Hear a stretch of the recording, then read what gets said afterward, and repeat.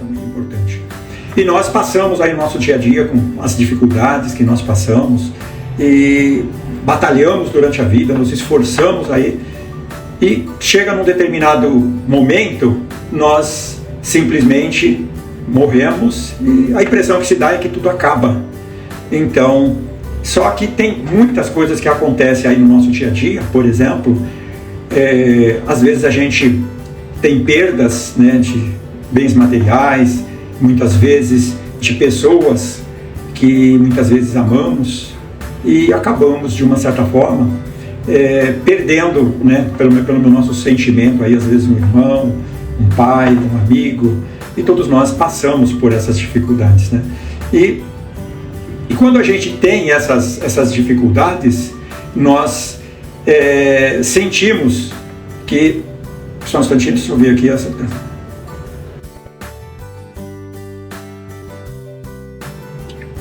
que a vida nossa, se nós, por exemplo, perdemos algum ente querido, alguma coisa nesse sentido, isso nos traz um certo medo, nos traz uma certa ansiedade, um certo sofrimento, né?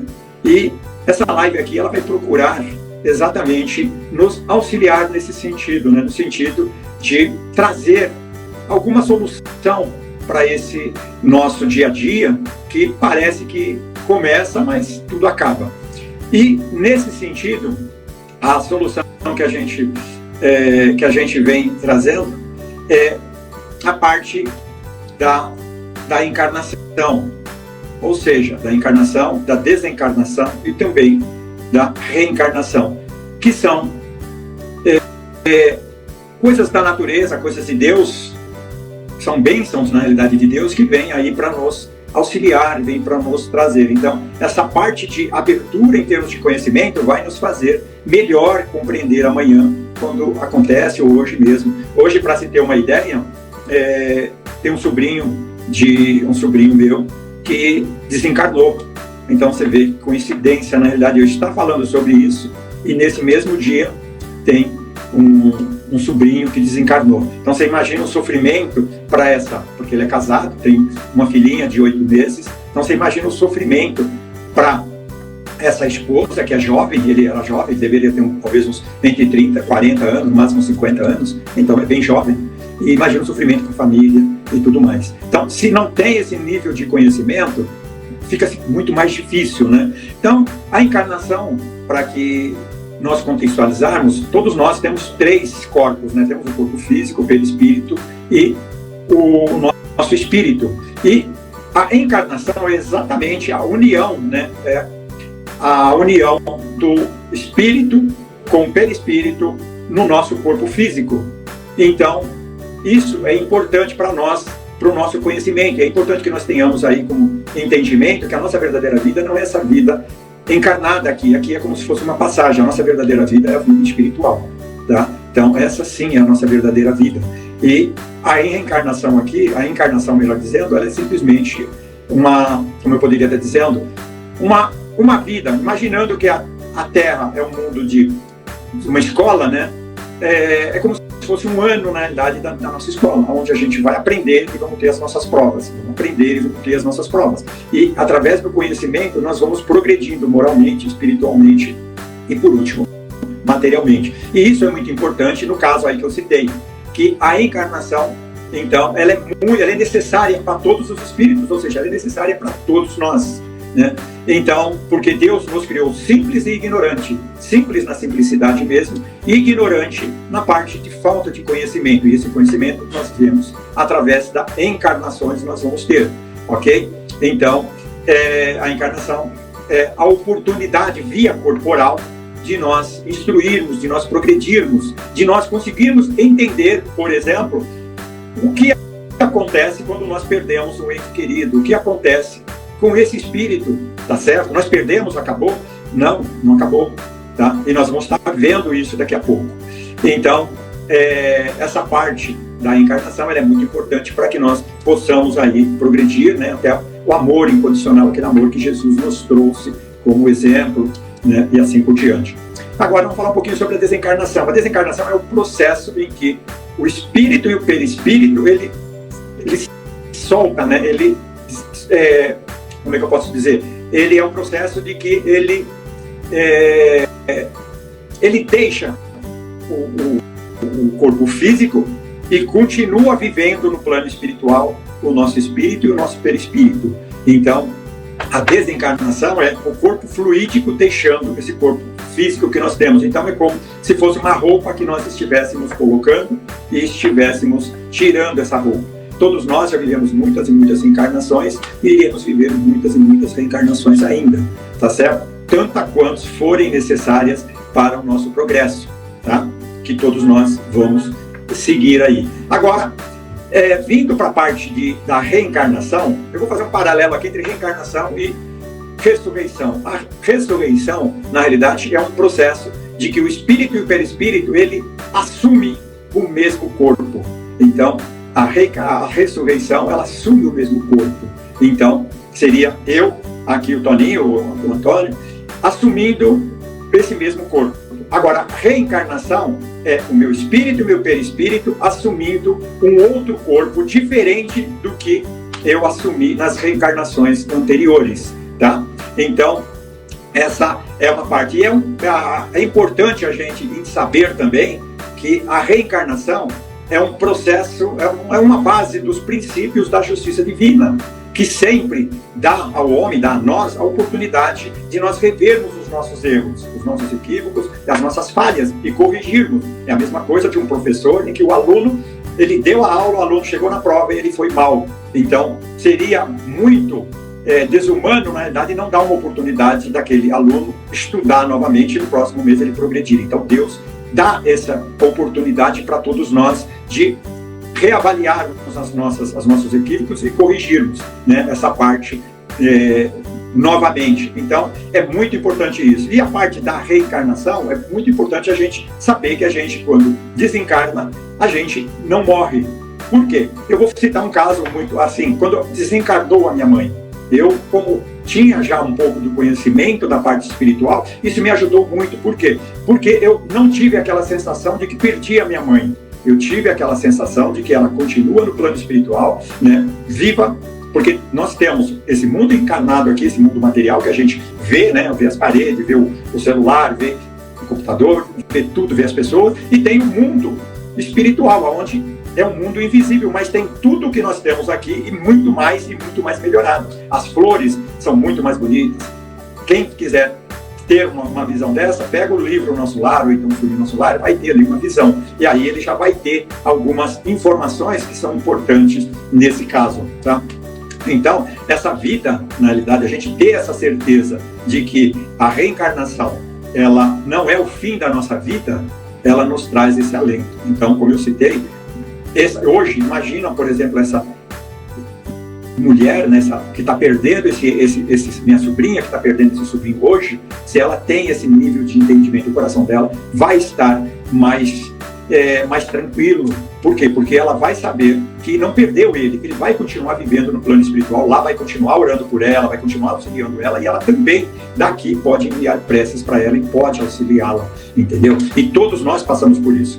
E eu, o Renato, que está aí, trabalhando num centro espírita chamado GOAC, e de quinta-feira, e nós, normalmente,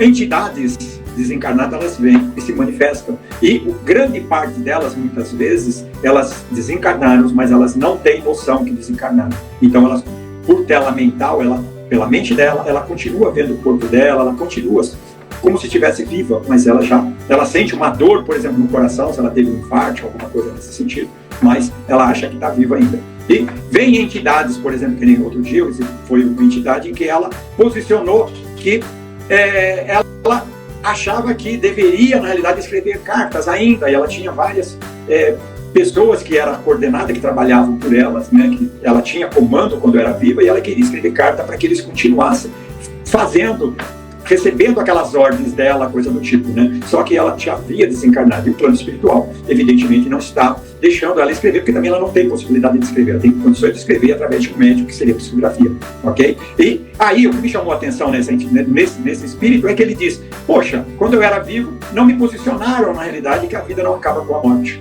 E aí, ele posicionou e falou, deveria, realmente, desde pequeno a gente deveria aprender isso. E isso me chamou a atenção. Realmente, na escola a gente aprende tantas coisas e não procuram enfatizar de que todos nós estamos suscetíveis a qualquer instante acontecer isso. Pode ser uma criança que tem 1 ano, 5, 10, 20, 50 anos, 100, 150 anos, mas pode acontecer isso com ela. Então é importante a gente ter esse nível de conhecimento, tá? Com relação. E eu vou falar agora um pouquinho sobre o porquê que a Igreja Católica, por exemplo, ela, de uma certa forma, muitas vezes não acredita na reencarnação. Isso daí consta que lá por volta de 553 depois de Cristo, tá?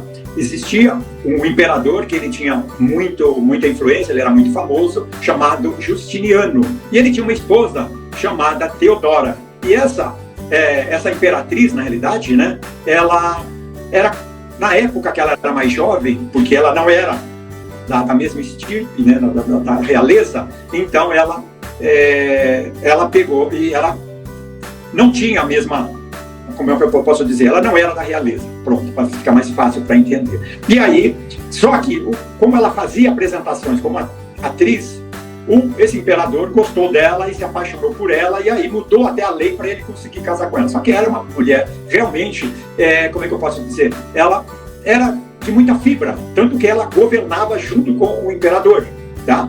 E aí o que acontece? Ela tinha muita influência na época lá com relação aos bispos, papa, porque a parte da igreja fazia essa parte. E aí o que acontece? Só que ela era uma mulher que ela era atriz e na época era considerada como se fosse prostituta na época, tá? E essa mulher, ela era escravocrata, era desumana, mesquinha, muito preconceituosa. Então ela é meio problemática com relação a cuidar das pessoas, né? O tato com as pessoas. E aí o que acontece? Falaram para ela que através da reencarnação, que até então a reencarnação, se acreditavam na reencarnação, de que a reencarnação ela iria reencarnar novamente como uma escrava negra. E aí o que acontece? Ela fez pressão em cima do imperador para que o imperador fizesse com o bispo e com o papa o concílio, que é uma reunião dos bispos, tendo ali o papa como intermediador e como aprovador ali. E nessa ele fez pressão para que fizesse esse concílio. Foi o segundo concílio de Constantinopla, que hoje é Istambul, lá na Turquia. E aí e teve uma outra particularidade, que ela chamou, na realidade, somente aqueles bispos que eram ligados com ela, no sentido, né, com o imperador, para que aprovasse isso, e realmente foi aprovado a desencarnação, ou seja, não existe mais reencarnação, ok?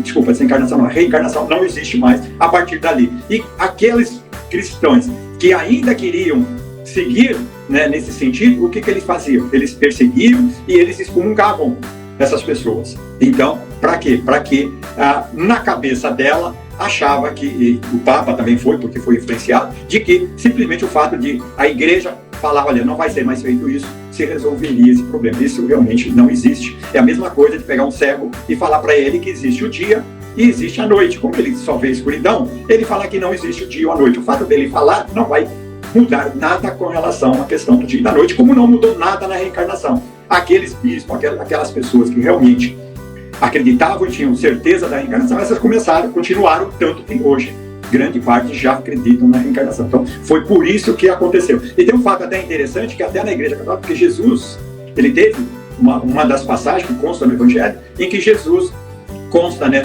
de que Elias viria antes de Jesus. E ele estava com os apóstolos e perguntaram para Jesus quando viria Elias. E Jesus respondeu, Elias já veio, e maltrataram ele, e eles já se foram e ninguém nem percebeu. E aí eles perceberam que era de João Batista que estavam falando. Até nisso que comprova a reencarnação, que era Elias, que já tinha morrido há muitos séculos anterior, tá certo? Eles diziam. E também com relação à reencarnação, Sócrates, há 400 anos antes de Cristo, eles já acreditavam que a morte, ou seja, que a vida não terminava aqui, que a vida continuava. Tanto é que ele praticamente tomou o veneno consciente de que ele não iria morrer, que ele iria continuar. Então, essa é a parte aí do nosso evangelho, né? E trazendo aqui uma reflexão, no caso aí da Teodora, ela sabendo da reencarnação e sabendo de que o que nós fazemos nós, pela lei de causas e efeitos, ou seja, o que a gente planta, a gente colhe, ela deveria, na realidade, procurar agir diferente, porque se ela fazendo mal, ela ia reencarnar e ia sofrer, então ela deveria mudar esse contexto, né? Ela deveria, ao invés de fazer, ela deveria fazer uma reforma íntima e procurar praticar o bem, para que ela merecesse um melhor destino no futuro, mas ela preferiu continuar na ilusão e fugir da verdade. E muitas vezes a gente faz isso, muitas vezes nós, no dia a dia, nós fugimos disso. Só que, da verdade, a gente não tem jeito de fugir, porque mais cedo ou mais tarde, ela virá. A gente vê tantas atrocidades que acontecem no nosso dia a dia e com as pessoas fazendo as outras pessoas sofrerem. Se elas tivessem esse pouquinho que a gente conversou aqui, esse entendimento, elas iriam, com certeza, agirem diferente. Porque, realmente, tudo que a gente faz de bom, a gente vai receber de volta, mas tudo que a gente faz de mal. Então, ela deveria fazer isso. Mas ela, como tinha poder ali no Papa, tinha poder ali nos bispos, ela achou que poderia, na realidade, mudar isso. Com certeza não mudou nada, porque ela deve ter reencarnado depois e deve ter sofrido. E assim, é o que eu digo, né? Muitas vezes nós também fechamos os olhos através das nossas crenças e de opiniões e deixamos de procurar a verdade. Através do conhecimento e através da prática do bem, nós colocarmos em prática a fé raciocinada. O que é a fé raciocinada? É o que eu estou falando aqui, vocês não acreditarem, vão atrás, procurem a informação. Será que o Antônio, será que o Toninho aí, ele está falando as coisas certas? Vão atrás. Percebeu? Por quê? Porque isso vai fazer com que vocês realmente sigam aqueles caminhos que vocês têm certeza que é o correto, que é o certo. Tá? Essa é a fé raciocinada. A fé cega é aquela em que as pessoas falam, as outras saem seguindo. Por isso que a gente vê falar dos kamikazes, por exemplo, pessoas que entravam dentro de um avião e se atiravam na realidade. Então, isso é um exemplo de uma fé cega, ok? Eu agradeço vocês por estarem aqui. Espero que tenha sido útil algumas das informações em que eu acabei de passar. Depois manda algum comentário, tá? Eu vou gravar, vai ficar gravado esse vídeo, depois, se for o caso, compartilha para alguém. E agradeço de coração a todos vocês que estiveram aqui.